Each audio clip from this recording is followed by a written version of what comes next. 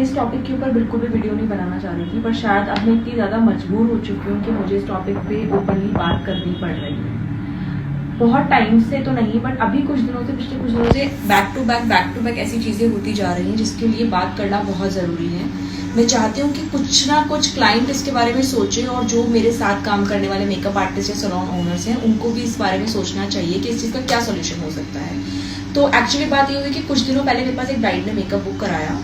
और makeup book कराने के दूसरे या तीसरे दिन ही वो मुझे बोलती है कि मैम आप मुझे आपसे मेकअप नहीं कराना है, मुझे आप रिफंड कर दीजिए। और उसका बहुत छोटा सा अमाउंट था हम लोगों के पास में जो उसने बुक कराया था, और हम लोग बहुत ज़्यादा ऑक्यूपाइड थे। और हमने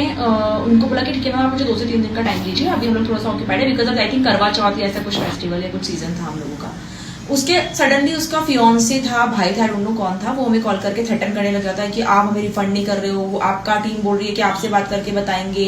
आप बोल रहे हो कि मैं उनसे बात करके बताऊंगी। तो उसने बहुत बड़ा लंबा चौड़ा सीन क्रिएट किया, हमें थ्रेटन करने लगे कि हम आपको गूगल पे रिव्यू डाल देंगे, ये वो अननेसेसरी की चीजें। उसके बाद में मैंने उनसे बात करी, फिर मैंने उनको बोला कि सर देखिए, फर्स्ट ऑफ ऑल हम लोग जब आपको स्लिप बना के देते हैं, हम लोग बुकिंग करवाते हैं, तो मैं आप सबसे कहना चाहती हूँ कि हम लोग किसी को फोर्स नहीं कर रहे हैं कि आप हमारे पास बुक करवाओ ही करवाओ, आपका मेकअप आओ हमें एडवांस दो ही दो। आप अपनी चॉइस से हर चीज से सेटिस्फाइड होकर ही हमारे पास बुकिंग करवा रहे हो, ठीक है। आपको हमारा काम पसंद आ रहा है तो आप हमारे पास बुक करा रहे हो। हमने कभी किसी को फोर्सफुली नहीं बोला नहीं आपको बुक करवाना ही पड़ेगा, ये आपकी पर्सनल इंडिविजुअल चॉइस है। तो उसने भी बहुत सारी चीजें की जिनके बारे में भी शायद अभी इतना ओपनली बात नहीं कर सकती, बट मैं आपको एक चीज बताना चाह रही हूँ कि उन्होंने ऐसा किया। अभी रिसेंटली एक बहुत वेल नोन डेजिग्नेशन पर कोई सर हैं, उनकी डॉटर और वाइफ मेरे पास आए, उन्होंने ट्रायल लिया बकायदा, जो कि हम लोग नहीं देते हैं। स्टिल हमने उनको पेड ट्रायल प्रोवाइड करवाया,